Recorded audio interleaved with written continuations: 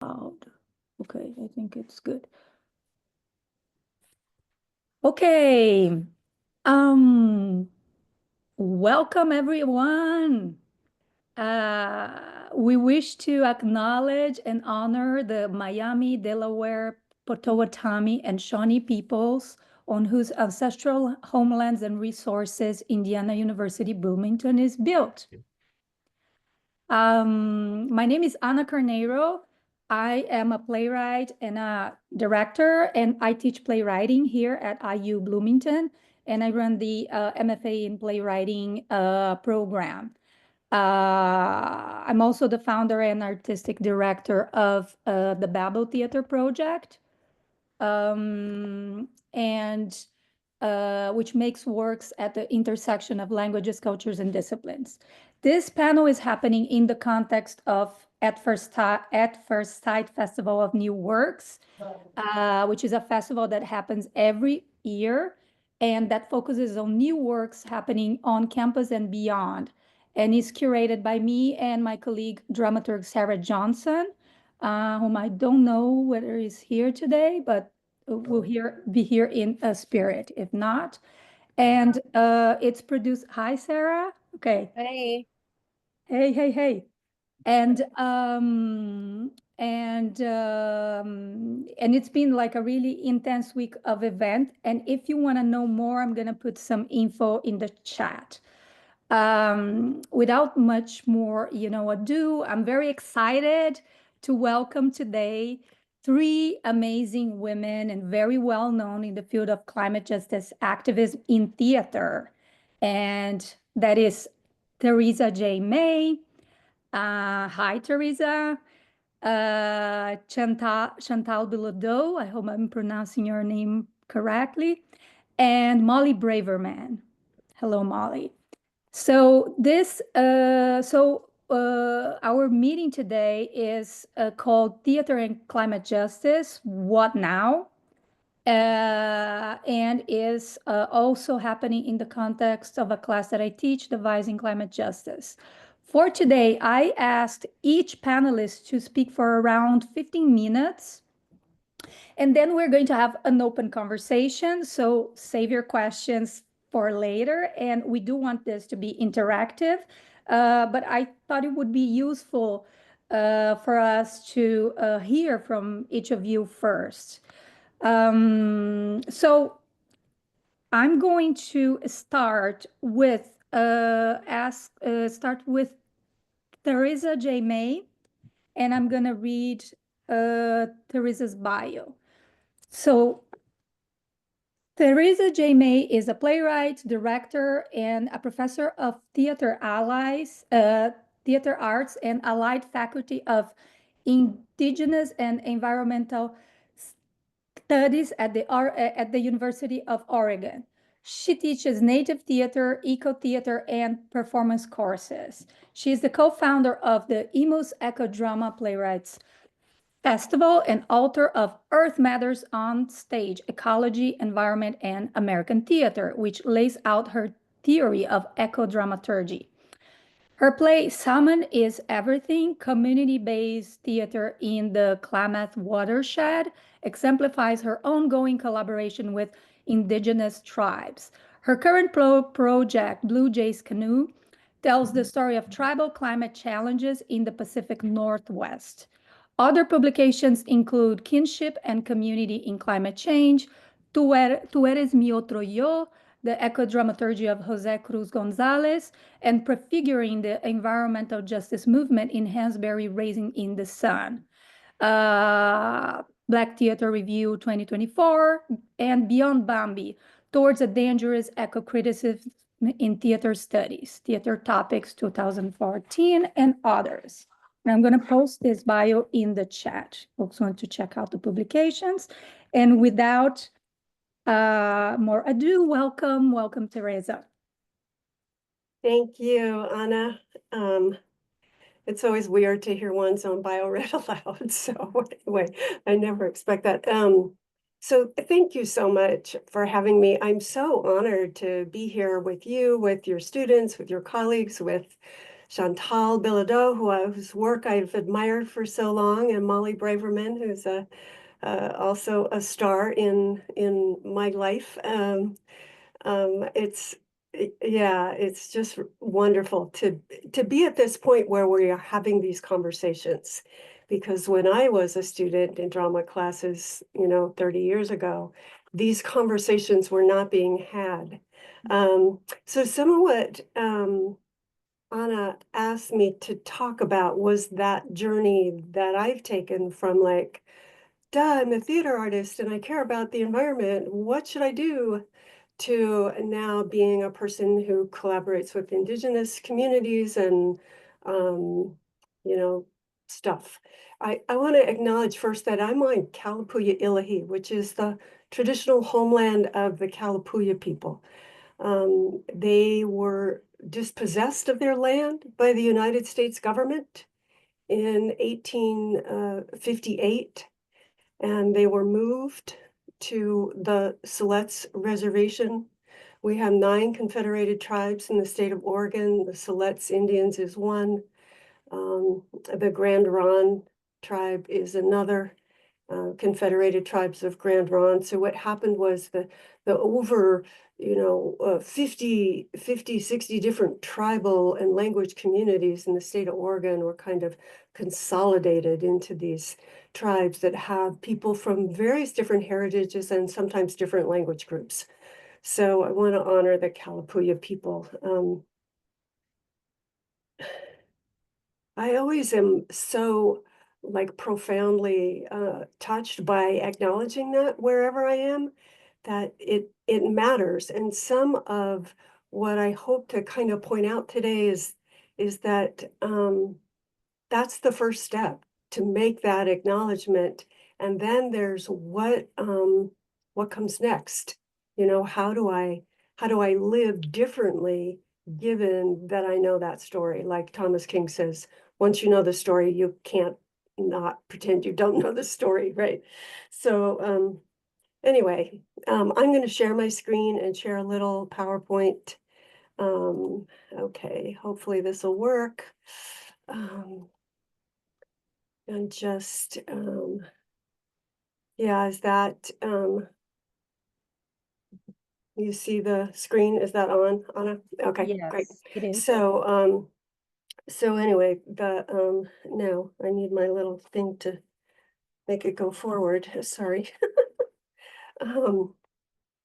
The, this journey is a journey of coming into relation, right? As we realize where we are, who we are, what our history is, and what our obligations are to the more than human world and to our Indigenous neighbors and ancestors.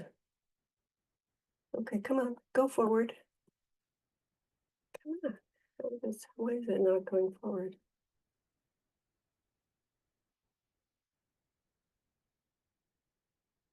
Oh, okay, I guess I have to do that. So just this weird word, ecodramaturgy, which is a very strange word, but it's this combination of what we understand as dramaturgy, or the interrogation of plays, the writing and the development of plays. I like to think of dramaturgy like liturgy, that it's not just the sacred text, it's actually the working of the text. When we talk about religious liturgy, or we talk about metallurgy, same little word. Metallurgy is like people who really know the metal at the cellular structure, and they can bend it and twist it and make things. And so dramaturgy is that for the art of theater, and ecodramaturgy is just, it's a critical framework. It's a way of coming to the work that centers our material ecological being and values and relation.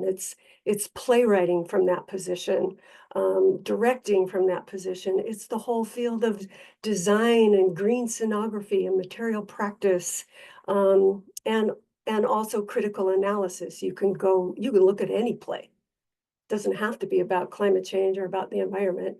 You can look at any play and see the values of the society in it, so you can see ecological values as well. So it's just making theater with those values. And it asks these questions. So how do we tell these stories, like Anna was saying? How do we tell new stories in new ways?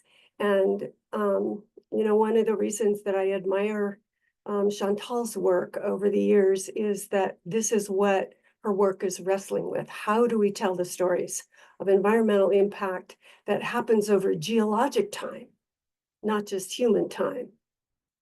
How do we tell stories that are transnational in their spaces? Because, climate change is not, it doesn't know boundaries, right? Rivers don't know boundaries. Air, wind, weather. It asks the question, how do we dismantle settler colonialism?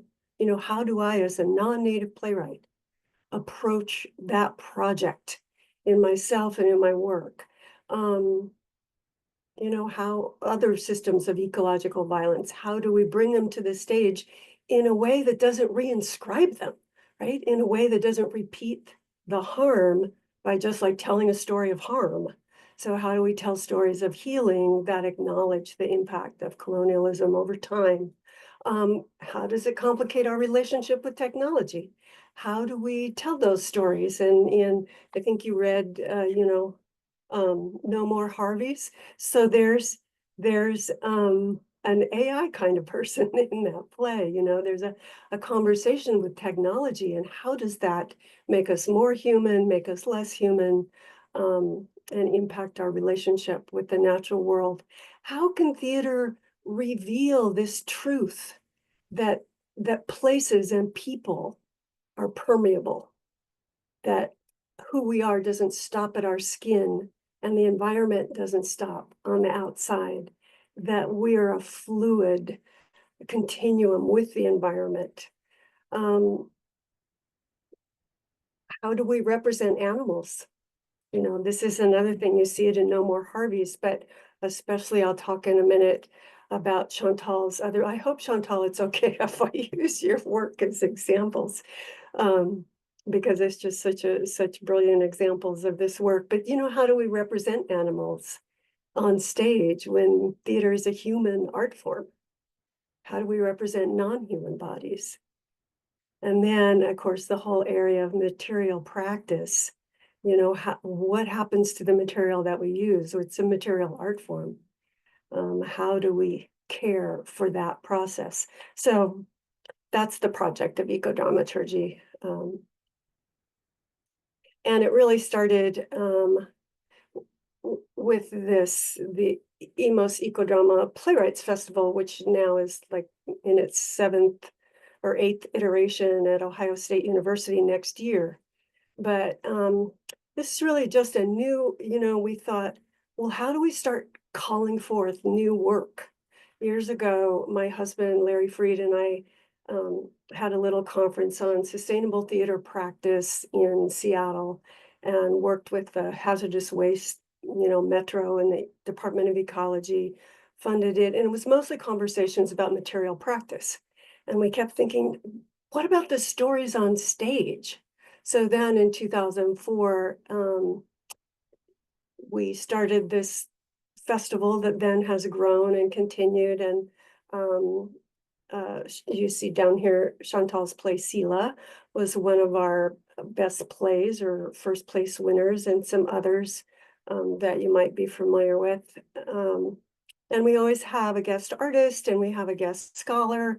And then there's lots of just people coming together to talk about theater, to see theater, to do workshops, have panel discussions like this one, and really wrestle with these questions, right? And then the playwright that wins the first place becomes the centerpiece of that, and we get to talk about that play and how it's working.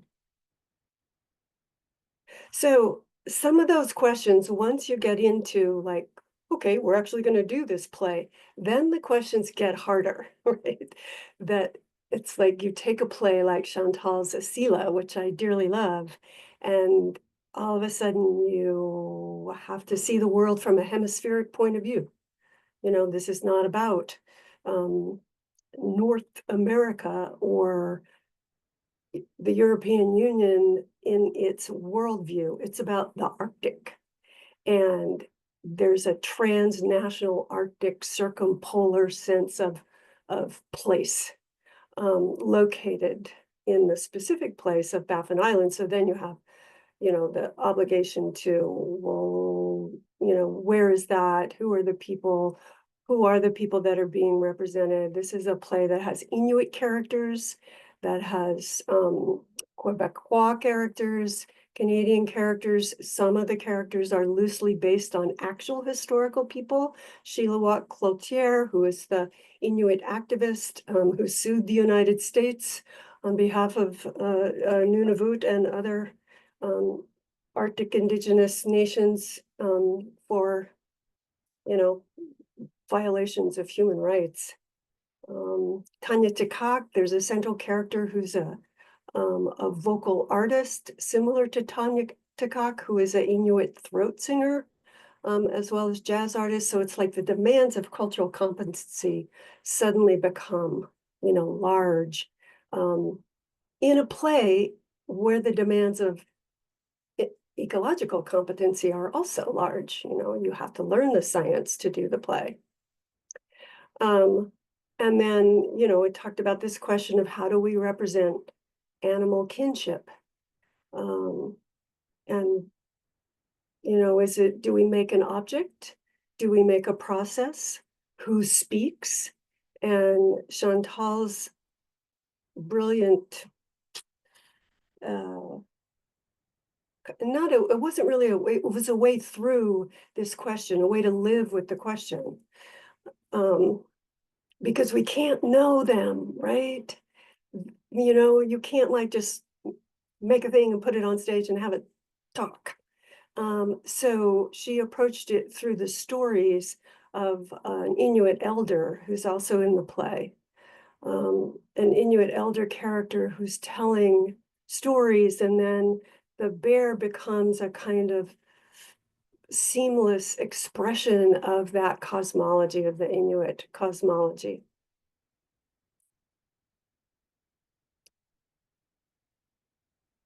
So, then this is another play, Burning Vision by Marie Clements, who's a Métis playwright, Canadian First Nations.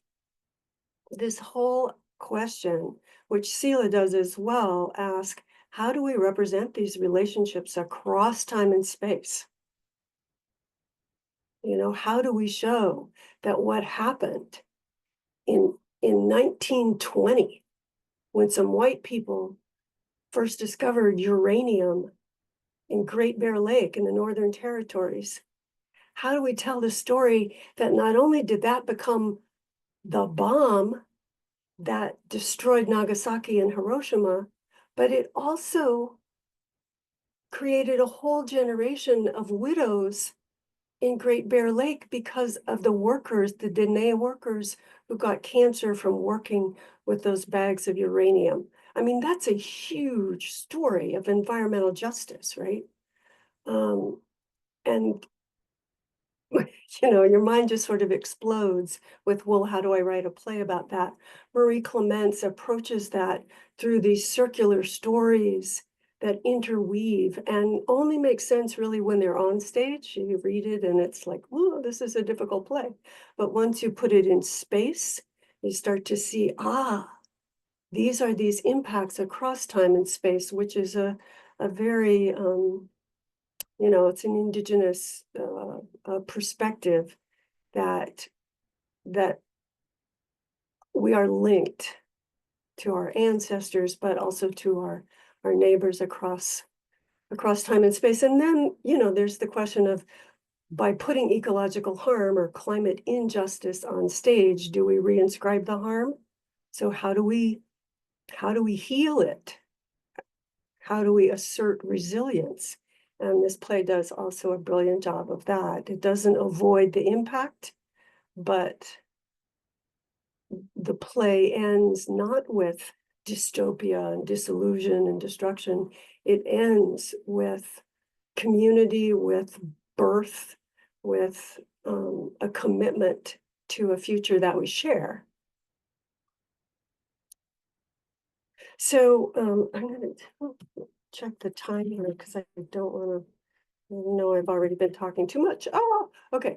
So very quickly, so as all of this, in terms of my scholarship and directing and stuff, something that happened was shocking in my personal life and where I lived, which was about 70,000 salmon died in the mouth of the Klamath River in Northern California. And when you live in a place, for example, people are living in Los Angeles right now, it brings it home, right? That these events and processes that are happening to our earth are happening around us and to us. And when this happened, it was devastating for the Native community that was the Yurok and the Karuk um, that I lived with and who were my students. Um, and so I worked with Native faculty and Native students to develop a play that told the story of that fish kill and the grassroots movement to take down 4 dams on that river. 20 years later, those dams have come down. You may have read about that recently made the national news. But of course, the fish kill didn't make national news. What was making national news was the drought that was affecting farmers and ranchers upriver. And so we wrote the play to bring attention to the fish kill and its impact. And then produced it, and people came down the mountain to see it and talk about the issues, and it really became a part of the whole grassroots movement over 20 years. And it raised some super important questions for me about working with community, about the creative process, about whose story is it, who owns the story going forward, how history, the history of colonialism will just come up and smack you in the face when you least expect it. So these questions then led me to teaching Native theater, and through that, that encounter, I realized ecodramaturgy is not enough, or it needs to be augmented by a whole set of questions that came out of the Indigenous methodology scholarship. Linda Tehue Smith and many others have written about this. So now it's like, we can apply these questions to theater. How does theater bear witness? How does it celebrate thriving cultures? How does it end the silence? How does it revitalize language, assert democracy? So now these questions, which come from Indigenous scholarship, can be folded back on theater and on ecodramaturgy, making it much richer and making it, a more powerful, I think, in the as we go forward making theater. So at the University of Oregon, I've been working directly with a Native elder. We teach Native theater together. We do play readings of Native playwrights. Some of them are about climate change, some not.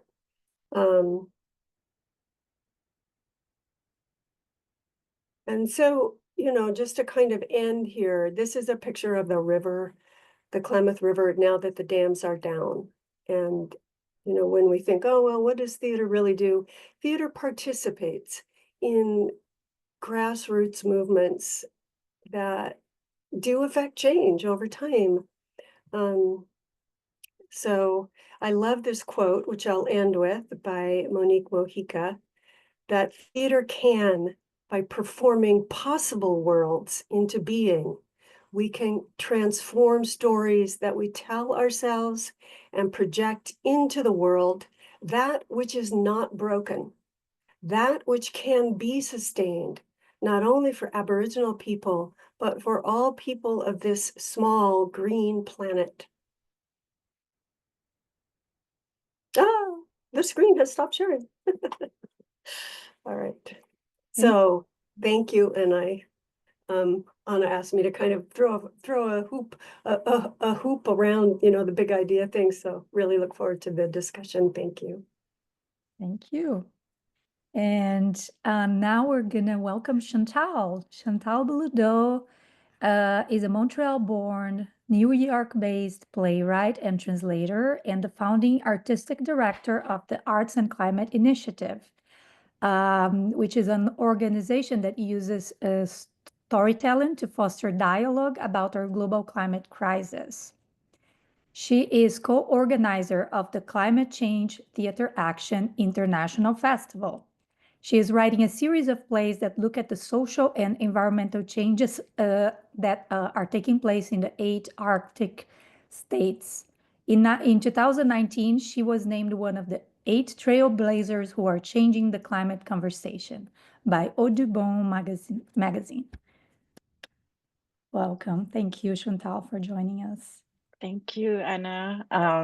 Thank you, Teresa, for kicking us off. It's always so inspiring to hear you speak, and not just because you're talking about my place, but because you you are so passionate and so articulate in how you talk about all of these concepts. It's really inspiring, and I miss you. So thank you for inviting me, Anna. I am also going to share my screen.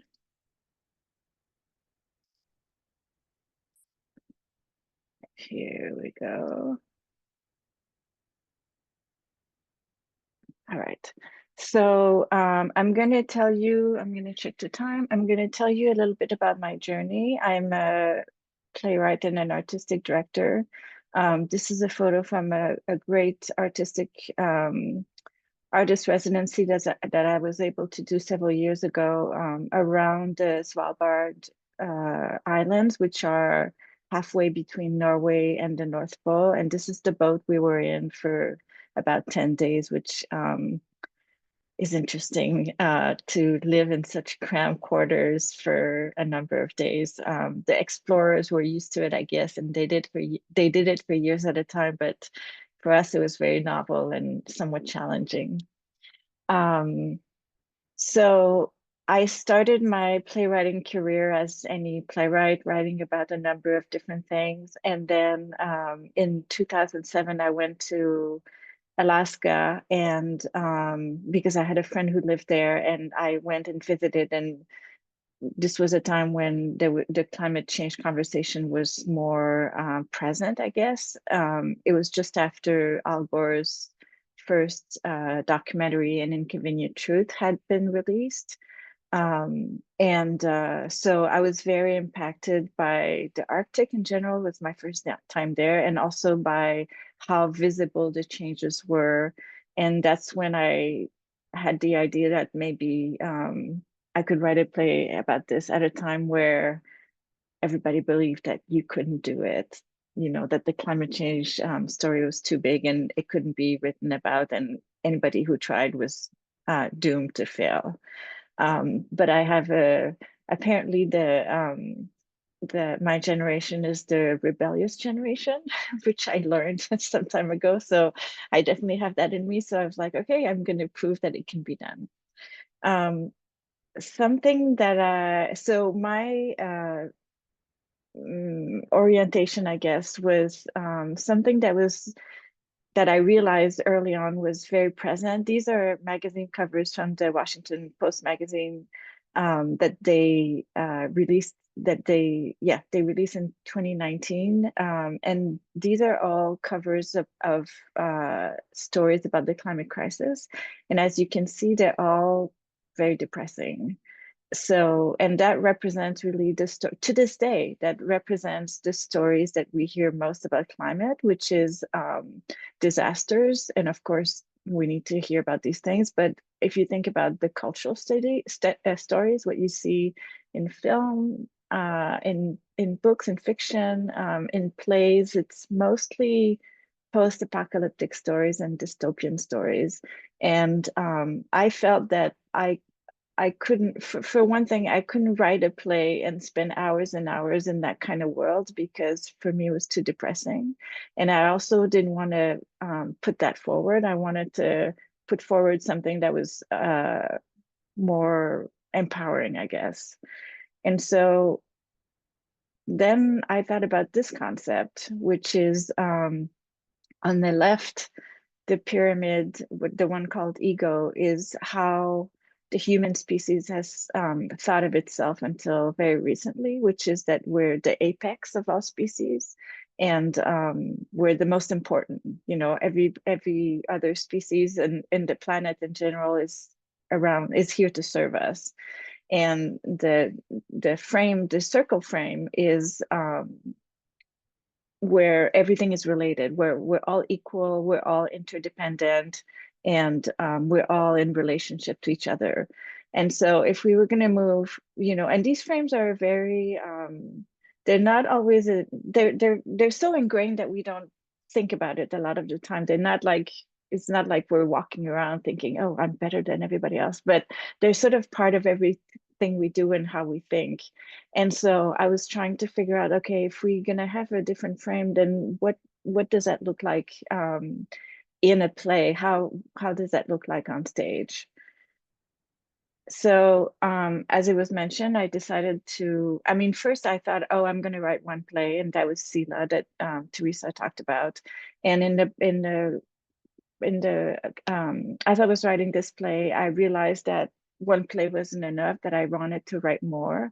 And if I was going to do that, what would be a sort of container that would make these plays a cohesive body of work? And then I discovered that there are 8 countries in the Arctic, and I thought, okay, I'm going to write one play for each of these countries that's set in each of these countries. And I thought there will be the story of each play, and there will also be, hopefully, if I get to the end of the 8, the 8 will tell a story as a body of work, because they're going to be written over such a long period of time that they'll track a little bit our relationship with the changing climate. So the first play, Sila, premiered in 2014 at Central Square Theater, which is in Boston, in Cambridge, Massachusetts. And it looked at, I mean, Teresa's already talked about it, so I'm just going to go over it briefly, but it looks at how different communities who have different interests in the Canadian Arctic eventually come together and have to find ways to work together. And so I was looking at the scientific community, the Inuit community, the southern community, as they call the rest of Canada, and the oil industry, and how these things, and the maritime shipping industry, and how these things come together. And in order to put the environment on stage, I came up with these characters of the bears. This was a mama bear and a baby bear. And there was also a character that was an Inuit goddess of the ocean and the underworld. So one thing I learned when I went to Nunavut that was really impactful was that in the Inuit community, the spiritual and the what we would call the realistic world, they exist on the same plane. You know, there's no difference.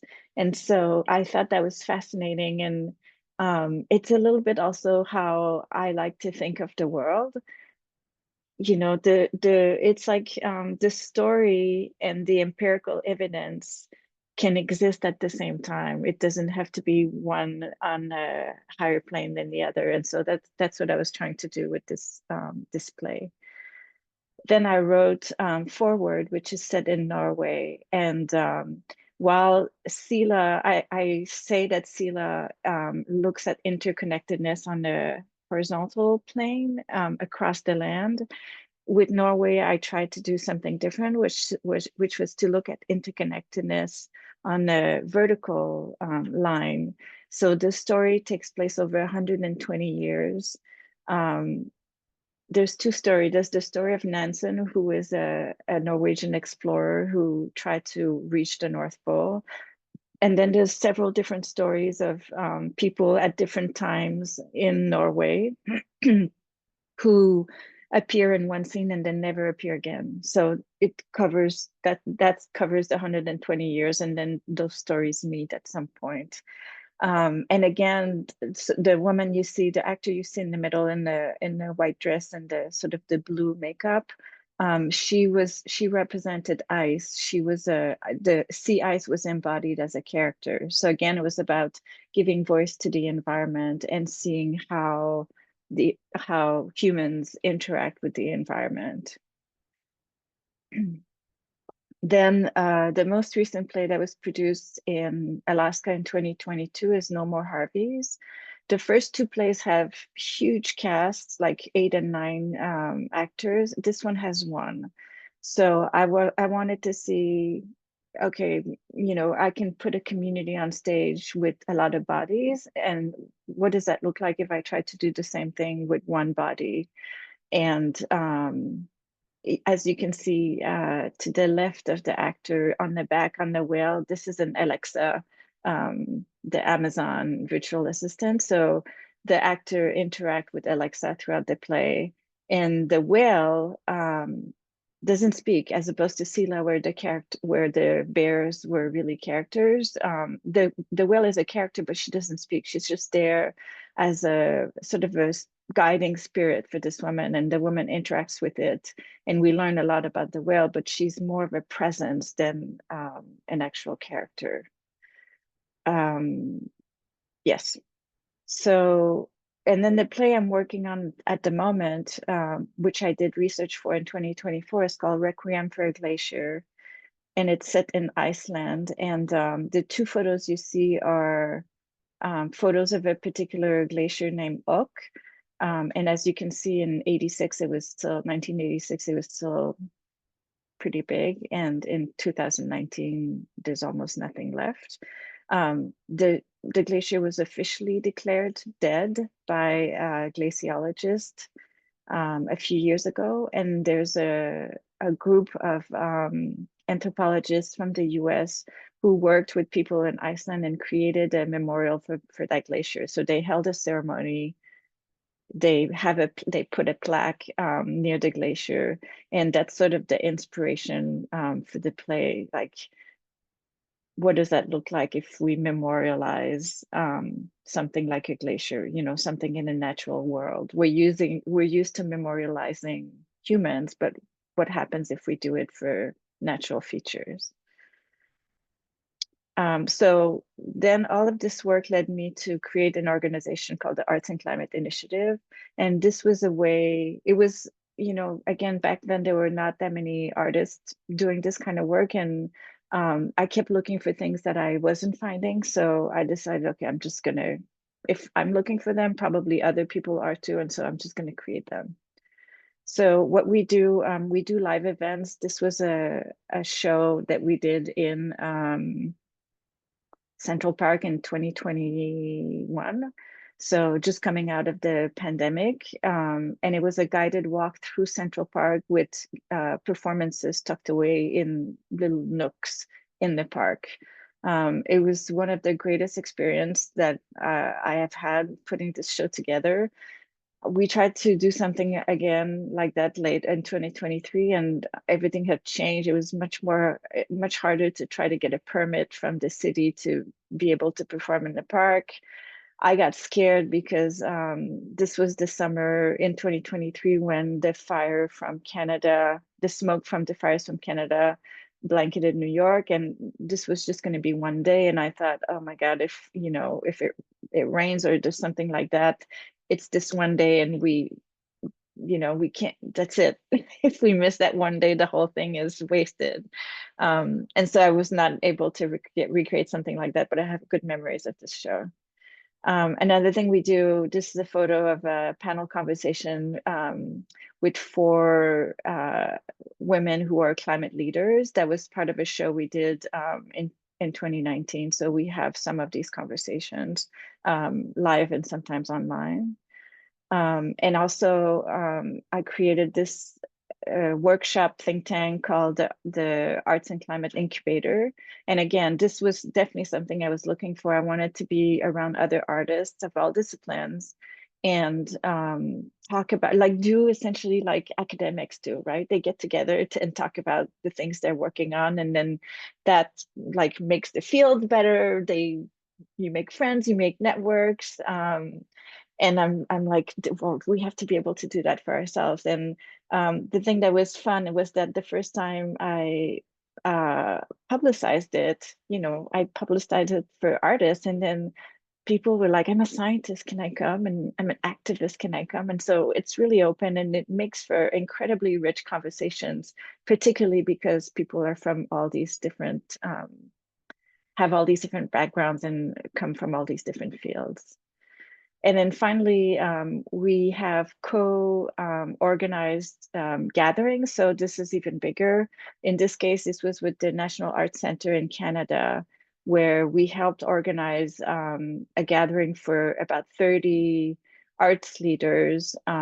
This was back in 2019, to try to jumpstart the field in addressing climate, both in practices and in storytelling. And we've done a few of those, some a little bit smaller, one in Miami, one was in collaboration with HowlRound in Boston. And yeah, those are very interesting. And then finally, I'm almost at time. So one of our big program is called Climate Change Theater Action. And it has been running, this year will be the 10th year. It started in 2015. It's something I co-organized with 3 colleagues back in 2015, and then they've moved on, and since it's become a collaboration between the Arts and Climate Initiative and the Center for Sustainable Practice in the Arts, which is based in Toronto. And the way it works is we commission 50 playwrights from around the world to write a 5-minute play about an aspect of the climate. And then we make these plays available to anyone who wants to organize an event in their community in the festival season, which is in the fall from September to December. And so this was a way, when this was created was in 2015, so it was around the Paris Climate Conference. And we thought, okay, there's this big thing happening, and nobody's talking about it in the theater. So we wanted to do something to try to bring attention to it. And we had such a good response in that first year that we have brought it back since. And what I find most exciting about it is that it creates a movement. You know, for 3 months, suddenly, like, you in whatever place you live, create your small event, you know, because you have no money, because nobody has money in the theater, and you present like a few plays and 50 people show up, and you're like, yeah, but does it really make a difference? But with this festival, you know, if we have 200 people doing the same thing in like 30 countries, suddenly we're reaching 15,000 people, and it feels like it has an impact. So it's us coming together and everybody doing their little thing everywhere that suddenly creates this big impact. And these plays have been published. So these are the 3 most recent anthologies. They get published. We add essays, and so they can continue to circulate, be studied, be read, and for people to perform them even outside of the festival window. And that's it. And these are different websites where you can find me, the organization, and the Climate Change Theater Action Festival. And I'm gonna stop sharing now. Wonderful, beautiful. Thank you. And for folks at IU, we do have those plays, those volumes here. Great. Thank you so much. Molly Braverman. Welcome, Molly. Molly, she, her, is the director of the Broadway Green Alliance. She previously served as the managing director of Theater Horizon, a nonprofit professional theater company in Norristown, Pennsylvania. She has worked as a stage manager on Broadway, touring Broadway and regionally, having spent 3 years on the road with the national tour of Wicked, and continuing to serve as a substitute stage manager on Wicked and Hamilton. She lectures on sustainable theater and stage management around the country, and is a trained climate reality leader. She is currently serving as a 4-year elected term as a committee person for Philadelphia's Ward 2 Division 12. Thank you so much. Thank you. You're right. It is weird hearing your bio read back at you. I so appreciate it. My first disclaimer for the day is my lovely children gave me a terrible cold. So if I sound funny or have to mute to blow my nose, apologies in advance. But otherwise, I'm excited to join this conversation. I already have learned so much this morning. I always love listening to you both speak. I'm going to come at this from a slightly different perspective. I am not a playwright. So as you heard, I'm a stage manager. I've been on the production side, the arts administration side of things. So coming in with a slightly different perspective and a slightly different part of the work that the BGA tackles. But as we all know, those all link together. So we deal less with what is on stage, the content, and we talk a little bit more about how we make it. So again, this all goes hand in hand because we can't have one without the other, etc. So I will, let's see, we've had such successful screen shares today. Can I cap it off with a third? Let's find out. Oh, it doesn't want me to do audio. Okay, fine. Did that work? We can see? Great. We'll see. There's a video in here. I'm not entirely convinced it will work. We will find out. But great. So the Broadway Green Alliance, to share a little bit about us and what we do. We have a mission to educate, motivate, and inspire the entire theater community and all patrons to implement environmentally friendlier practices. I like to say just like a teeny tiny mission there. We were founded back in 2008, so we are 16 now, and we have an environmental partner, the Natural Resources Defense Council, because as I like to say, we are all very passionate theater people, but as you just heard from Chantal, our work is better when we work together, right? When we work with people in different disciplines and different expertises, so we've been working with them from the beginning. Before I talk a little bit about what we do, everything we do is shaped by 4 core principles that are the things that really drive us when we think about how we approach our work and how we approach this topic. The first is that it is impossible to be 100% green. And just let that go. We can only be greener. And what we mean by that is with the best of intentions, we all have a carbon footprint just by existing. Systems in place, governments in place, things make it really hard sometimes to practice sustainability in the ways we want. So letting go of a bit of that perfectionism, of which I am guilty, and focusing instead on improving each day, right? How can I be greener tomorrow than I was today? And then building upon that next week, next year, and just continuing to focus on that build as opposed to I have to do it right or don't do it at all. And that goes hand in hand with 2, which is actions add up. So sometimes it can feel like what I'm doing right now feels small.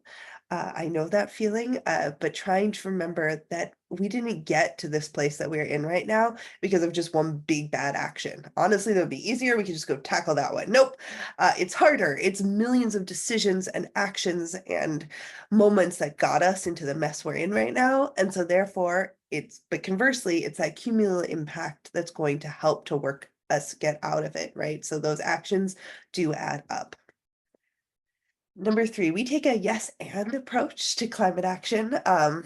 There is no perfect, right? There, as we just talked about, there are a million different ways into this work. And smart people can disagree on it. Right? There's a lot of different ways. And so we take a yes, work to reduce your carbon emissions right now, less waste, more circularity, and invest in solutions that are still coming, and work with your community members over here. So we really take a yes, and we meet people where they are and work to go from there. And finally, as we've been talking about here all day, there is no climate justice without racial justice, right? We know that the climate crisis impacts us all differently, and it disproportionately impacts a lot of the communities we've been talking about today, frontline and fence line communities, BIPOC, economically disadvantaged communities. And so therefore we have to center that in this conversation, which is literally in the title of this panel. So that's, again, these are the 4 ways in which we sort of really frame the work that we do. Who we serve. So We have a bit of a broad constituency in a wonderful way. We sort of say anywhere that theater is happening here in the United States, we support, and then we have international allies as well.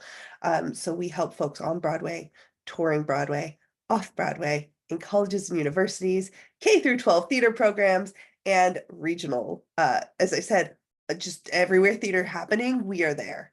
You know, and it's fun because at once it's all the same and different, right? The nuances of what I needed running a regional theater in Philadelphia than what I needed on Wicked were different, but the core of what we were trying to accomplish, all the same. This is just a little bit quick diversion from what we do, which is just what's at stake. We've just talked again, and sometimes when I give this talk, I think it's helpful. You all just heard about what's at stake. I'm going to talk just about the theater for a minute. I play this game where before a lot of the talks I do, I just go on to some major news outlets and pull the most recent headlines that have a terrifying headline to them. You know, as Chantal said, it's really easy to find really terrifying negative environmental news. You know, you just sort of some of these words lift off the page: trauma, catastrophe, you know, horrific. It's really, this is a lot, right? How it impacts us both emotionally and in our daily lives. And it's already impacting the arts industry and our jobs. I updated this slide yesterday. This is what is left of Theater Palisades. Before this, I had another devastating picture of a flooded out theater in Houston. I hate that I can keep updating this, but we know it's only going to get worse, and that is why we are here in conversation together. It's here. This is, you know, when I was growing up in school, it was all about like, for your grandkids. Sure. Boy, was that off though, right? This isn't a future problem, it's a today problem. Reference to the Smoke in Times Square. We in April 2023 hosted our Broadway Celebrates Earth Day concert in the heart of Times Square. The irony is not lost on us that had we had that same date 2 months later, we would have had to cancel due to that wildfire smoke. So with that terror today, you know, everyone's camera's off, but if you want to throw out a number, if you're still waking up, I don't know if you're on the West Coast, maybe we're still at a happy 1 or a 2, or if we're further along that scale, I think I'm somewhere at a 4 today. You know, the news is bad, it's scary, and that is why we're here. But we wouldn't be here if there wasn't something we could do about it, right? So what, that's great. Thanks, Molly. Thanks for terrifying us. What can we do? I wouldn't be here. No, none of us would be here if we didn't know that the solutions exist and are here today. So what on earth can we as theater people do? So much power that we have. So some of the things we are doing over at the Broadway Green Alliance is our Green Captain program. And this is my favorite one because we have over 2,000 current and alumni volunteers across the country who have stood up and said, pick me. I want to be the sustainability liaison to our company, the champion here at my show, at my college theater department, at my regional house. And they work directly with us to implement the changes that they see, that they dream of for their, again, show or department or theater company. These are just some of the Broadway Green Captains we've had here on one of our Earth Days. But I love this program because, again, at the BGA, we don't put on shows. We support those who do. And these are the folks out there making change that is really bespoke to their community, their show, their needs, and also what speaks to them, right? What action motivates them? Because as we said, the menu's kind of limitless. Just a sort of zoom in example backstage at Hamilton of some of the things that the Green Captains there have put into place. Reusable water bottles. I love this because literally anyone can hang up a shoe rack. This is not, you know, big Broadway money here. It's a shoe rack. So offstage, making it easy for people to not just walk over to that water cooler and use one of those plastic cups. Digital scores. This is the pit on the tour there. And you can see the entire string section is using digital scores. What's cool about that is when they have subs play in for them. They can pass their score in those notes right along. No need to keep reprinting and reprinting. Rechargeable neck light. I love backstage at Wardrobe. We used to use bite lights. I'm sure a lot of you are familiar with them. As soon as a bite light is dead, it is e-waste. Also, gross now, the idea of thinking, post-COVID, we're going to keep putting bite lights in our mouths. So this was kind of a win-win.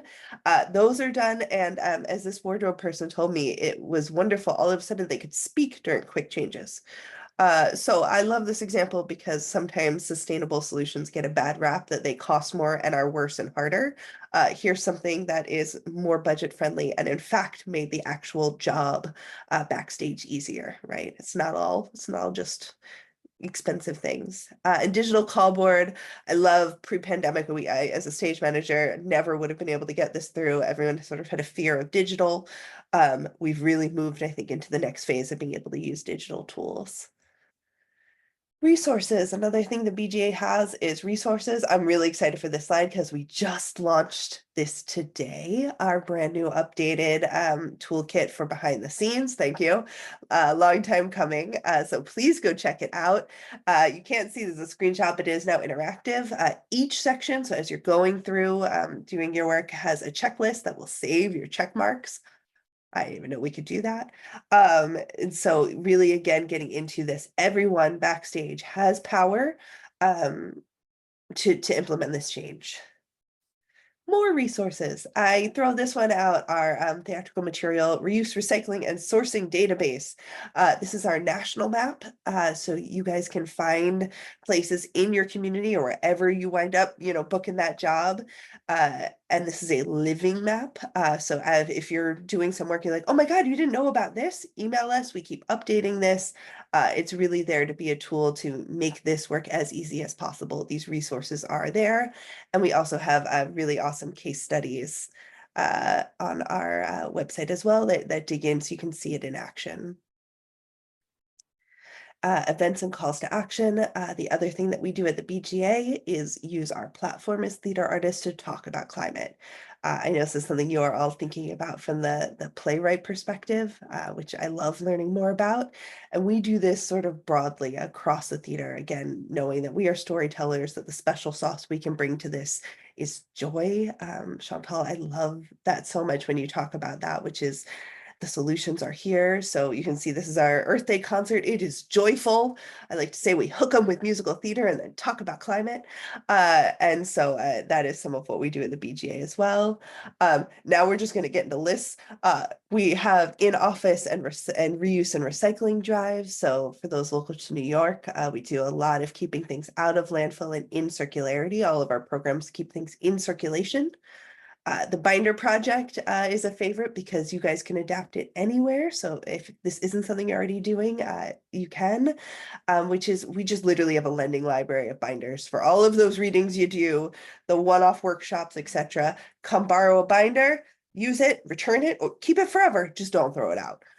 So we do that in New York, and we know that different universities and regional areas have started doing the same. Super simple, but really a visible way to show that we are tangibly keeping waste and also communicating it as a value. And Towels for Toto is, again, another circular program.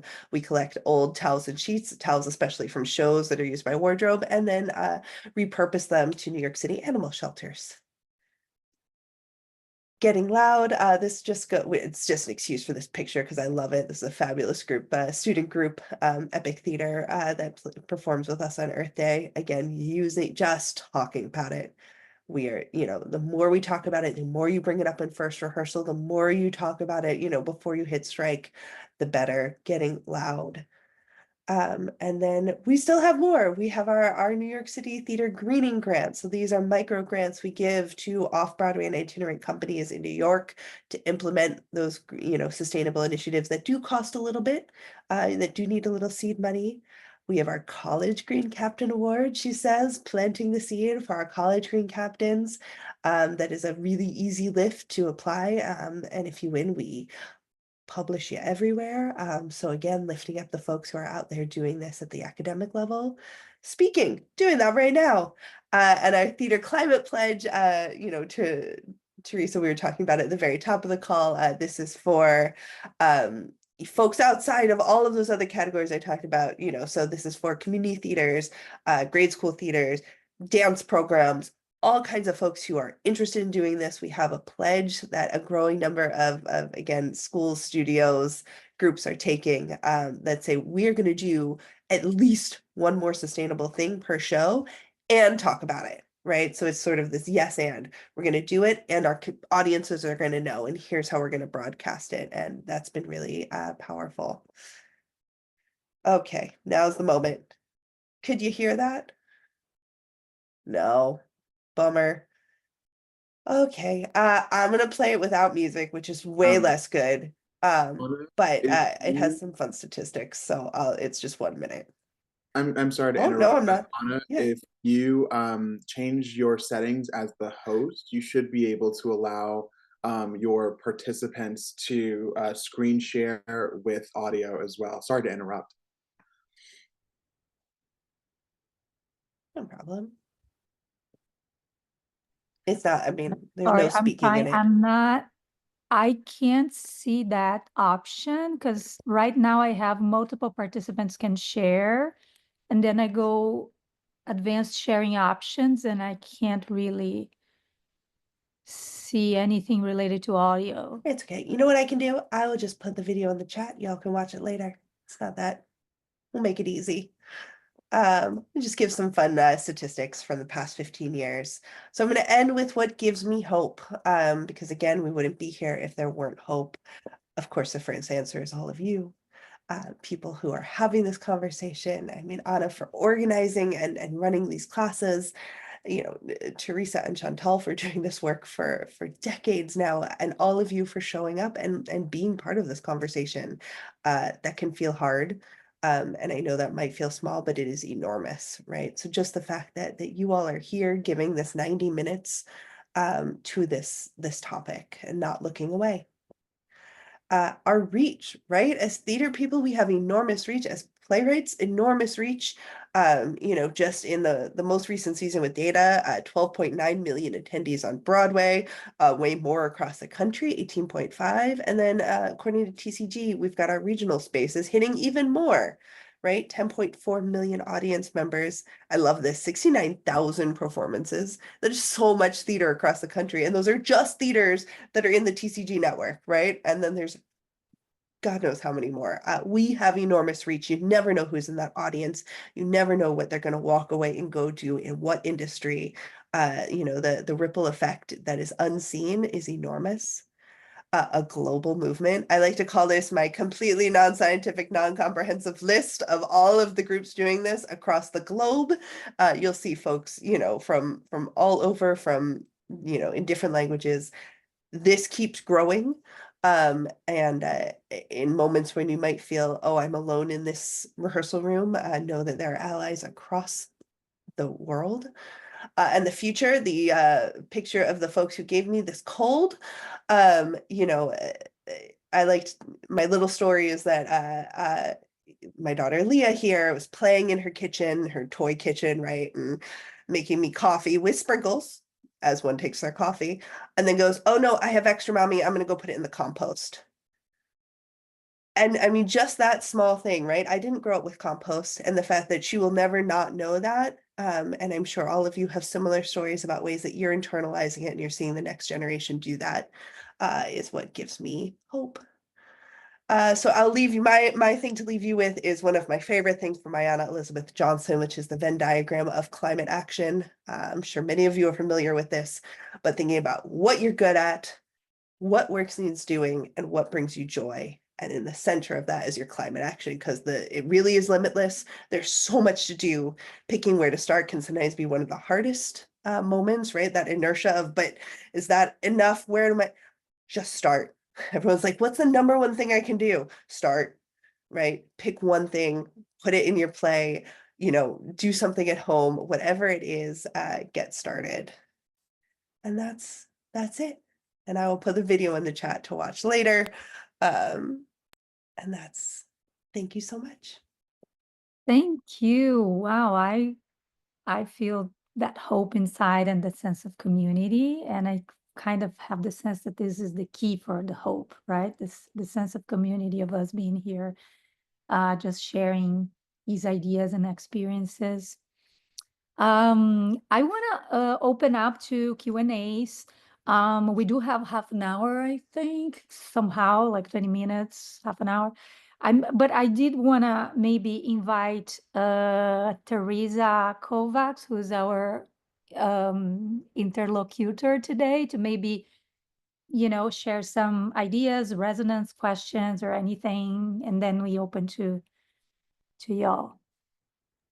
Yeah, thank you so much for those presentations. I've learned a lot. I'm inspired. I would like to hear more, and I will definitely engage with the projects you have introduced here.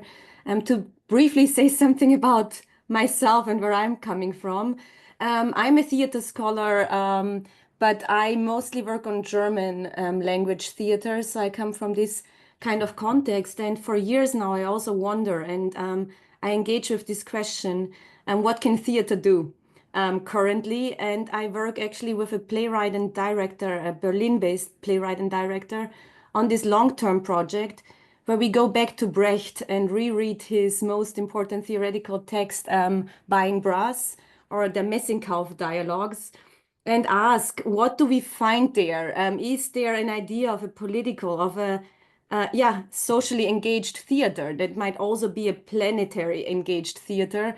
And as we, of course, we struggle with Brecht here because Brecht clearly had a lot of ideas how to change societies. And I do think he actually had great observations when it comes to the entanglement of human and nature. And yet he didn't really care or pay a lot of attention on what to do on the side of the planet and those things.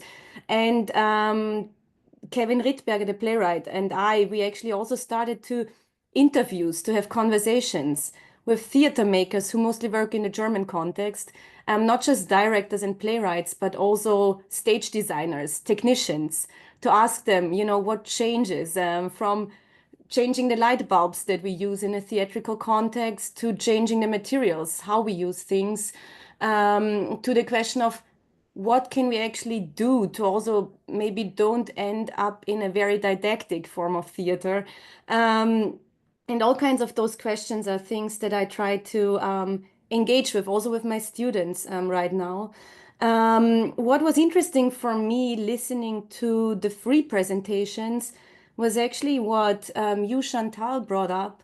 And I think this is such an interesting possibility for us where to start actually when we talk about theater, namely memory. Theater is, I think, the art form of turning to the past, turning to the dead. I come from Heiner Müller, the GDR playwright, who always said theater is a dialogue with the dead.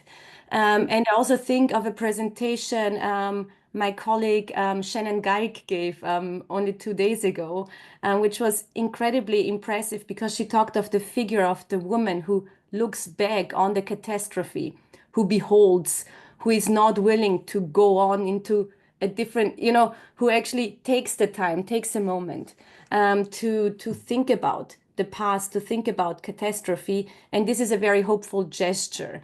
And I really thought that this is maybe where theater can once again revisit also where theater is coming from, what theater is in the first place as a ritual space, where it is about memory. It is about being able to ask, to take a second, to think about and to create kinship with those who have died in diverse contexts of catastrophe, to take this moment and to not allow us to just continue to walk towards progress, future, without turning back. So I think this was a very interesting moment. And I do think that this actually also has to do with all the other presentations we've heard, because it's precisely of creating hope or creating an alternative, different future through a conscious turn to the past,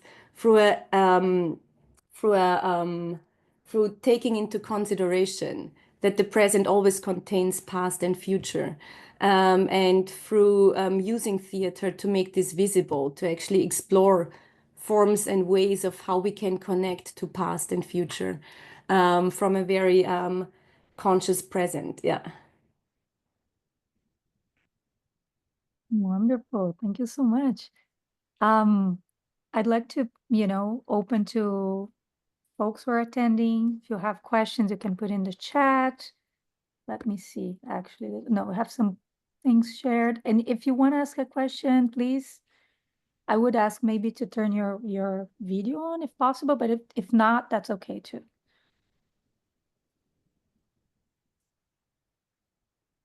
While we're waiting, could I just respond to Yes, absolutely. what Teresa raised?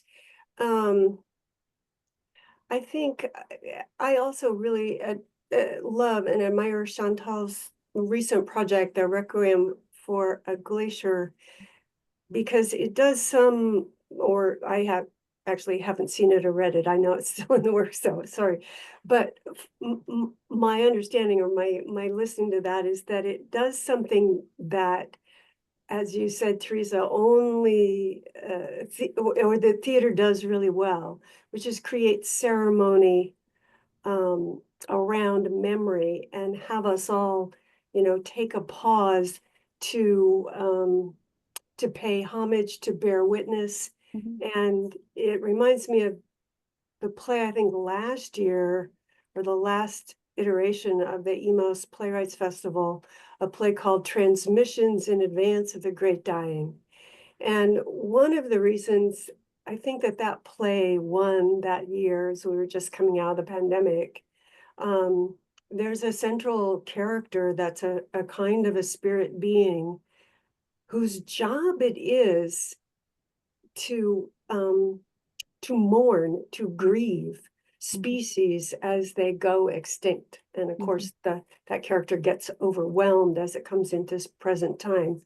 But so that the emphasis on the contribution of that which is leaving us, and our relationship with it. And then just to add to that, there's a notion, indigenous notion, that is time is circular. So we can talk about our ancestors of the future.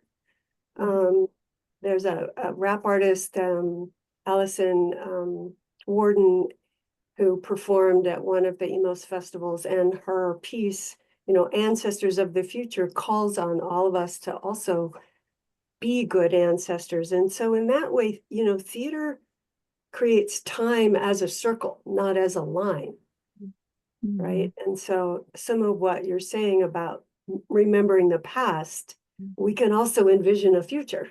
Exactly. And it's the same act of honoring and creating a sacred space together.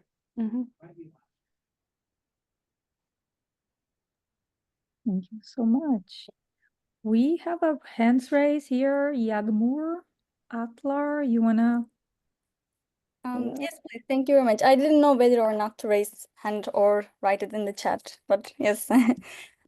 First of all, thank you very much to all of you. As a PhD student studying intermediate eco-criticism in theater, this has been amazing panel for me. And I actually have a question for Chantal. I was thinking, as I mentioned to you, I'm actually studying some of your plays in my project right now. And I was thinking, as now the very controversial term Anthropocene, it's very common that they are discussing how even the term is a bit oxymoronic in the sense that it still centralizes humans. And now with the shift from humans to non-humans to planet, and I want to give credit to Professor Nassim, who is also in this panel right now, because she's also talking about this a lot in her articles. Was this, and I think this shift is very clear in almost all of your plays that I read so far. Was this like an intentional theme that you wanted to brought up? And as you mentioned, how ego and eco connection works.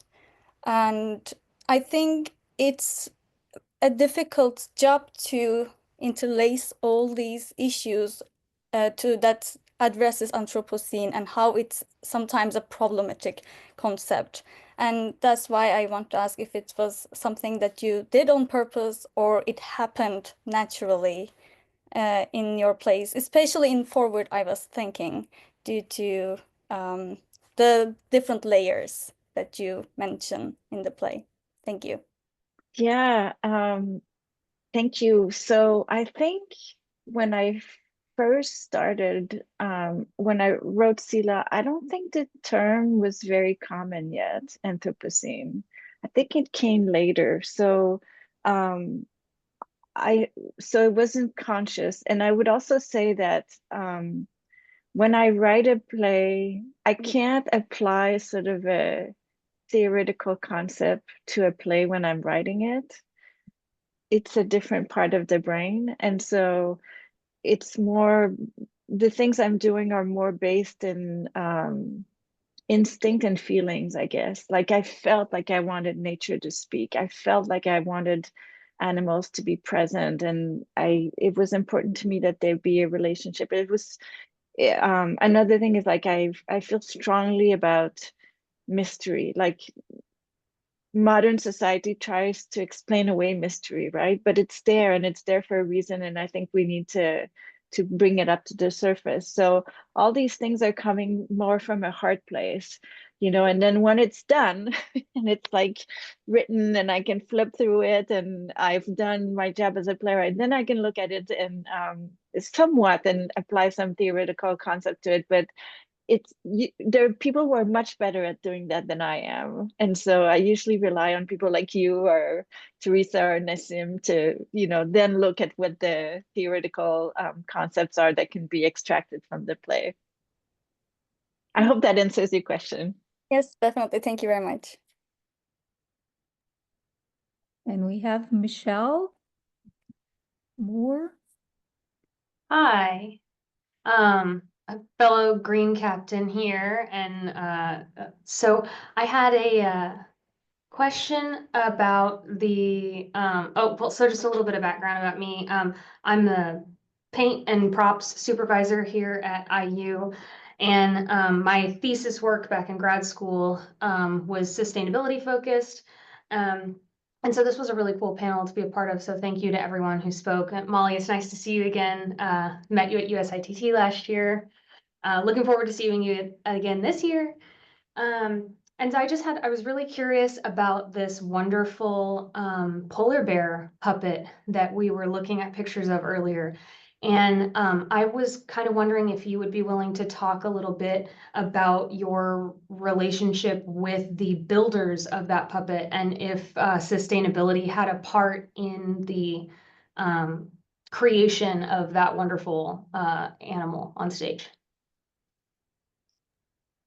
Yeah, I can speak to one, and then maybe Teresa, you can jump in and speak about your polar bear too.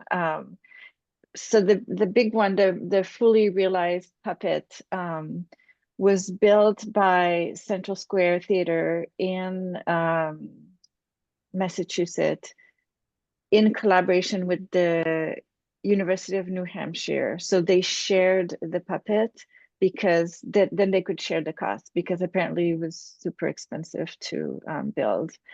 And I think so. I was not that involved in the building, you know, and I mean, they showed me sketches, but I think they tried to be as sustainable as possible. I don't know what that means for a puppet. You know, it's probably not like super green to build a puppet. But I mean, I think the frame was wood, and I don't know, to tell you the truth, I don't know. So maybe Teresa, you can talk about your bear. You know what I do know about the bear that was used in the Central Square production of Sila is that then they were sort of renting it out. Like if you were going to produce that play, that puppet, they made that puppet available. We were way over in Oregon, so the cost of actually shipping the puppet was not, you know, sort of beyond us when we mounted the play here. But I'm trying to remember that puppet too. I know it was like wood and bamboo. There was some paper mache over the top. There was some foam, but I think they got it, they recycled from recycled sources. The dramaturg on it, whose name I'm forgetting right now, but down in class at Tufts sort of took me behind the scenes when I came out and saw that production. So I saw the inside of the bear because I knew I was going to direct the play. So I was kind of, interested in that. But when we produced it at the University of Oregon, we were asking that question, how do you represent a bear that's not an object? And in the play, Chantal has this beautiful way of the main character of it, is it Liana, operates the bear. So you have kind of a merging of bear and human already in the play. And so that idea, got us thinking about how a bear is a village, how a bear is not just an individual, but that a bear is at the center of this community and functioning community. So that was sort of going on in our heads. But then what happened was we are not strong in costume crafts in our department. We're really strong in scenic and we're really strong in costumes. But whenever you need a puppet or a mask, there's this conflict that comes up, or at least at that time in my department, about who will do it and whose budget. So it kind of took a long time for the team to work out the question of the bear. And then at the same time, we got to direct the play, we got to rehearse. So I was doing a lot of just movement, improvisation, contact improv with we had a kind of chorus of people who were the land. And ultimately, as you saw, we didn't have a bear. We had 7 bodies that moved together as one body, and then a paper mache head, which was made of bamboo and paper mache, that was operated by that group. And so it was a different way of coming at the task of representing the bear, some of which, was sort of accidental because we were slow in thinking through that problem. But then it turned out to be what I thought was really right, because it represented a process, not an individual, and relationships with community. So many Thank you. bears.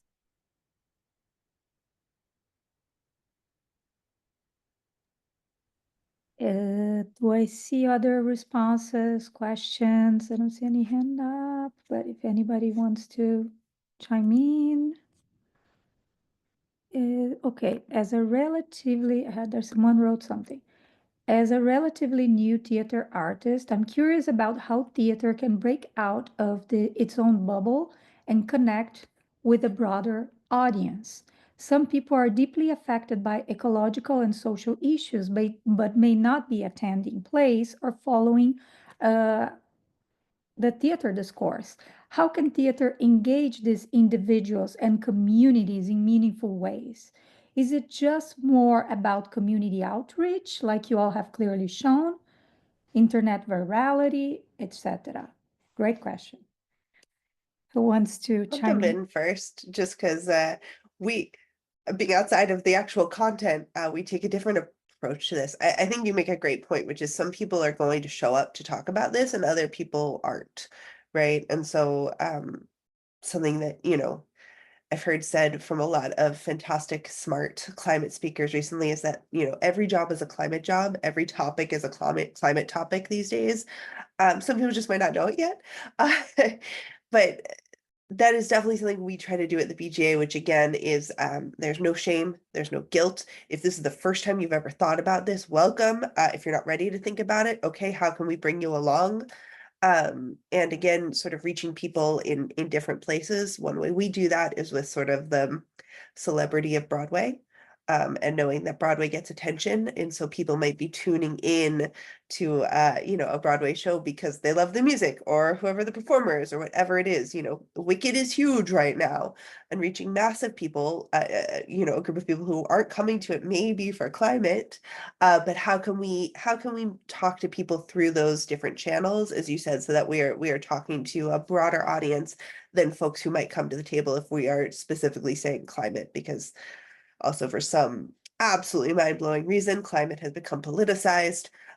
So different ways to reach folks. And again, one of the big ways we do that is via our Times Square concert, which is mostly wonderful performances, songs that have nothing to do with climate, and then messaging in. And I think that goes hand in hand with, again, the content that is about climate, the content that is talking about it in different ways, the content that's not talking about it at all, and how that all works together to reach new and different audiences, again, in whatever way works. It's the different learning styles. I kind of look at it that way, right? Some people might need to access it through visual art, some people might need to access it through Wicked, some people might need to access it through these incredible plays that you all are have written and are directing. So it's not a full answer, but it's one way that we approach it, which is, again, trying to meet people in spaces they already are, that might not be climate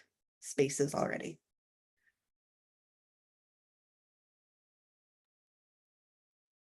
Wonderful. Anybody else in the panel wants to respond? Or Can I respond to that question? I was just typing madly in the chat. This is a great question. It's the question. If it's how does theater function in its ecology with the larger community? How does it interface? How does it, and I think you saw examples both in Molly's work and Chantal's work about take it to the streets, do things for free, engage people, let them know that just sitting around their backyard reading a play out loud, can be part of this national climate change theater action. So those kinds of things that allow theater to reach communities. We do play readings in the Longhouse, and people who've never even thought of theater before come and hear it. But the question that you raise has to be front and center for every theater, every artist. How do we not just tell stories to the echo chamber? How do we really share this art form that is so, it's an incubator for democracy? Where in our culture do people, the possibility of people from all different segments of society come together, and for 2 hours or 30 minutes or whatever it is, they're not going to make they have an agreement to not make judgments about other people. They listen to a story that's different than their own lived experience. They, as not to quote, I guess to quote Shakespeare, but to entertain conjecture of a time, come, conjure with us. And that's so, there's no place where people say, okay, I'm not going to judge. There's a bear. There's a Inuit spirit. I don't even know where Nunavut is, but I'm not going to judge.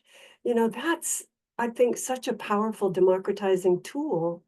And I think as theater artists, we forget that. We get insular.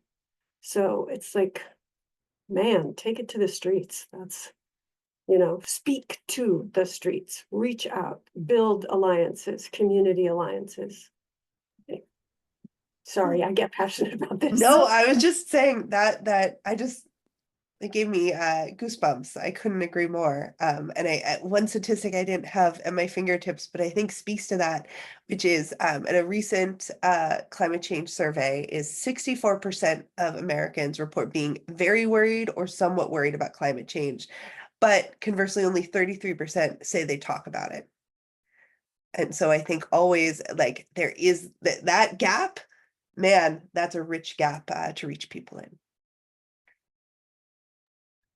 I know we are kind of on time, and I want to say also to the students who need to go, please go. But I do have a question response to that, because I was thinking, okay, here we're also talking about what is the aesthetics of sustainability, right? And I think we have some answers here, right? Like maybe go on the street is not not just the idea of a theater space in the conventional way, right? On the other side, I wanted to bring the question of story too. So, because I think what's really hard to thread here is, and maybe in conversation with like the ideas that Amitav Ghosh brings about, story and how it's difficult, for the imagination. How do we thread this thing of not creating harm with our stories, with what we are writing, with what we're creating, directing on stage, yet deal with a zeitgeist also of climate denial, right? It's like we are living in a period where, yes, people might acknowledge, but let's just acknowledge that we now have a government that you know thrives also in climate denial. So I'm wondering if we could talk just a little bit about that. And thank you for people who are posting on the chat. I can jump in. First of all, climate deniers don't go see plays about climate. So I don't think we have to worry about, finding ways to speak to them. I mean, they might. It has happened to me that the parents of a student who was cast in one of my plays came, and they were deniers, and they were extremely grateful. I don't know if it changed their mind, but they came twice. They supported their son. They were extremely grateful, and I was happy to meet them. I think so. There is this study called the Six Americas that look at it's published by the Yale Climate Connections, Yale Climate something. It's a long name, and Georgetown something climate also. And they update it every few years, and the deniers are a fairly small portion now. They're like, I think 11 or 12%. And the alarmists have grown, they've doubled in the last 13 years. And then there are four categories in between those two extremes. And those are various levels of engagement. And I think these are the people we need to speak to with our stories. These are people who are going to can't come, right? So you might be able to reach a few people here and there if you go out on the street, if you're able to be in public spaces. But for the most part, the theater happens in fairly contained spaces, and people pay, right, to attend. And so it's a self-selected audience. But among the people who are interested and the people who are going to pay, there's only a small portion who are very engaged, and that's where we can move the needle, I think, and that represents the major part of the population. So I don't know. I mean, I'm totally fine if somebody disagrees with me, but I like to think of for the amount of effort, time, resources it would take to address this 12% that is a complete denier versus all the other people who have some level of wanting to, they believe it's happening, maybe they don't know what to do, maybe they feel overwhelmed. These are people we can talk to, and these are people who we can bring to the side of joy, bring to the side of action. And so I think that's where theater can focus its effort and have an impact. Okay. Can I maybe say something very briefly about this? Because I also love the conversation, and I do think it's always the question of how do you reach an audience, or how do you reach a community? And again, coming from the German language, landscape theater has such a different role there, or it reaches so much more people because there's a different historical context to it, and also different funding structures. So it's way more present, it's way more affordable. So it's yeah, way more present in everyone's daily life. And now living here in Bloomington, for me, theater has become something completely different because now it's basically something I engage with in my classroom all the time because I have the feeling I want to actually now make it a daily presence of my students' lives, and my entire classroom now looks like, you know, you do theater together. I mean, all we do is basically we read plays for 8 weeks and have discussions about everything. And here again, I do think, for example, for me, Brecht is still a very interesting model, particularly with his early claim of a theater without audience, where it's not even about having a staging of something with an audience in the end, but where it's all about inviting a community, students, a classroom, where I do have climate change deniers here and there in my classrooms, to read texts together and to do this. And I loved what Teresa, what you said. It's about creating a space where we don't judge for a moment. And I think this is so important. And this is the most empowering thing for me about theater. It's seeing the students who really struggle where they stand. They have families who have different positions than they have, and where you see they're really honestly struggling with, where am I right now? Where is my, yeah, where do I stand? And just inviting them to read a play. And what I also love is reading a play that allows them to create distance to their present. So this is also a Brechtian move that I learned, where I have the feeling confronting them with a comedy from the 18th century that speaks in one way or the other, or that allows us to make connections to the present, actually allows them to look to their present from a distance. And one student once told me it was beautiful. I could step into different positions. I could step into different places, into different roles. And all of a sudden, all the noise from social media that I usually have in my mind when I try to think through something was gone. And I could think clearly about issues that I care about. And for me, this was so beautiful. And it inspired me to just really now focus less on productions that happen in spectacular ways on a stage, but to say we can create theater just by coming together as a group. And without any prop or anything, all of those spaces can start to emerge because we start having discussions, we start having spaces where we can think through things without all the noise of everything else that usually surrounds us. And this is a small thing that I wanted to add here because I was very inspired by your statements. Thank you, Teresa. I think so we are past time, so I want to respect everyone's time. If you know, and I think this has been amazing, you know, and I would love for this to keep happening at some point, or maybe reorganize something so that we can move forward this conversation. I think it's really important. I learned a lot. And I want to thank you all for, you know, being here, sharing your experience, your work, your thoughts, and thank you. We keep connected then. And yeah, it's weird to say bye, but to create some closure. But I think we feel in our hearts. I think that's even better than just trying to say things that are, you know, to wrap up, you know, thoughts around this like topic that is so important. But what I can say that is that I'm getting out with a sense of hope.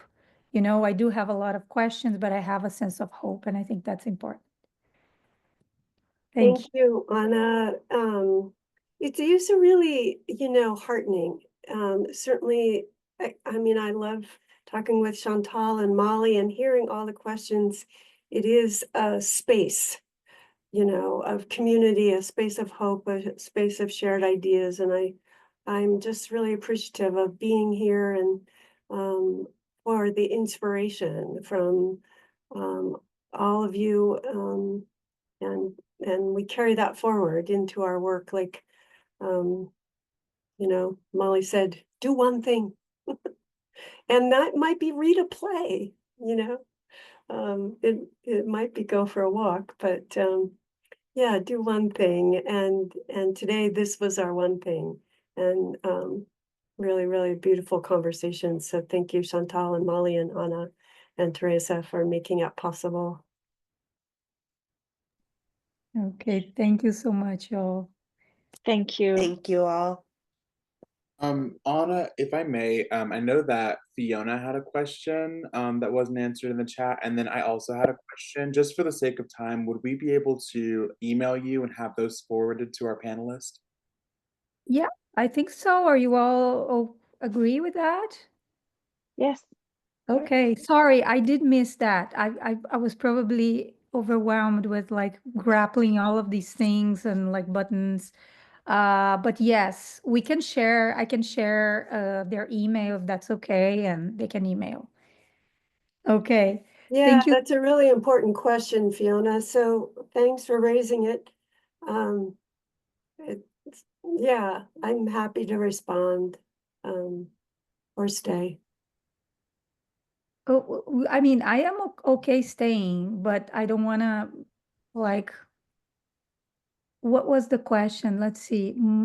I want to raise the elephant in the room, wondering how you all are now planning to resist in your theater practice under Trump. Gotcha. I don't see that. Okay.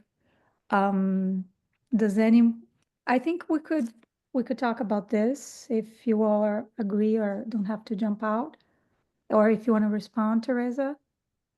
Oh, just we keep on keeping on. I mean, the noise is deafening. And our theaters are safe spaces. I mean, I'm in a sanctuary state as well. We need to know what are the sanctuary laws. You know, some of the things he's proposing are already illegal in Oregon. So, you know, that staying in community, you know. So I think art, I mean, Teresa knows this. I mean, to think of the conditions under which Brecht functioned and many others of his time, we are now them. So art is enormously powerful right now. So we keep on. Mhm. Thank you so much. If I also am allowed to jump in here, it's precisely what I actually reread with my students last week. It was Theater in Dark Times. And I do think, you know, revisiting Brecht, who really thought for 20 years, what does it mean to make theater in dark times, which meant for him Second World War, Holocaust, but which also meant, and he made it clear, colonialism, imperialism. And there is this beautiful short essay, a short paragraph in his Buying Brass, where he talks about ease. And he says that the power of theater in dark times is that theater will always be connected to a form of ease, of pleasure and joy. And this is what you need more in dark times than anything else. And if theater can do something, then it's the quality that it is something that comes with ease, even in dark times. And through this ease is able to actually intervene in those dark times. And I do think this is just something so important that we can keep in mind. And it's a beautiful text to revisit this right now. And the students, of course, immediately made a connection to what they experience right now in their daily lives. But yeah, I mean, we have historical examples of theater continuing to do their work, doing important work. And I also can say, coming from Austria, I lived for the first far-right government after World War II in a Western European country. And theater was one of the most important art forms to challenge actually this ideology. And without theater, so many interventions wouldn't have happened. So I'm a big believer in what theater can do in dark times. And it is a space for a different community when we have the feeling everything around us encloses in all the wrong ways. Yeah, if I could say same for me as a Brazilian, you know, theater artist, when we have the history of oppression, of dictatorship and recent like recalls to turning back to dictatorial times, you know, it's theater that, you know, the ability of getting together in the same space, in the same room that other art forms maybe don't have, that allow that sort of sense of interconnectedness and community. Ren, did you have your one comment or question before we end, just to make sure we're not Yeah, leaving? sure. I wanted to ask about AI. I'm personally like staunchly anti-AI, but I'm also like trying to be conscious about like not proselytizing and I don't know if the phrase is like doomsaying when it comes to like people's personal usage of AI, specifically because it's growing so prominent in social media and casual use. But do you have any offerings as to what pushback looks like specifically for us at IU, because we are at an institution that purports itself as ecologically conscious?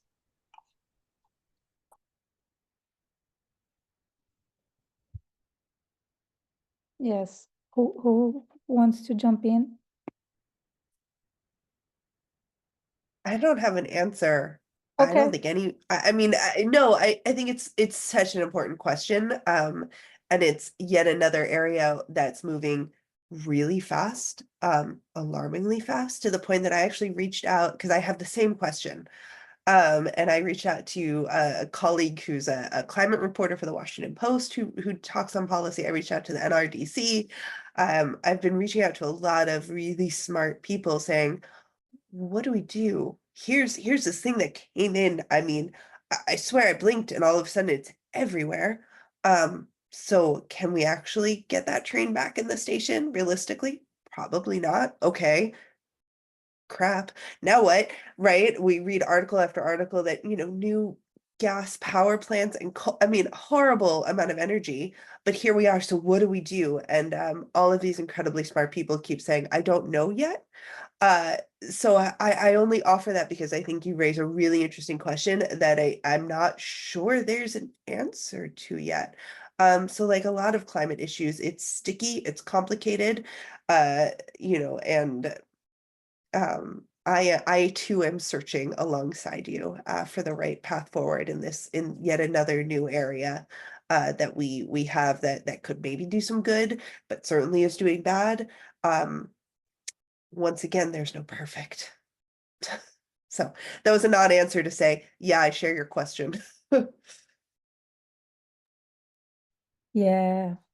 Well, that's why I chose like Chantal's play actually, because I think that it you know, that particular play opens up to that discussion.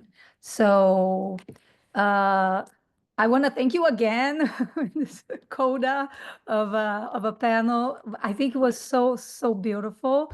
Thank you so much for coming. Thank for, you know, the audience, the participants to be here, and I can share this video with you all when I have it, you know, uploaded. Thank you. Mwah.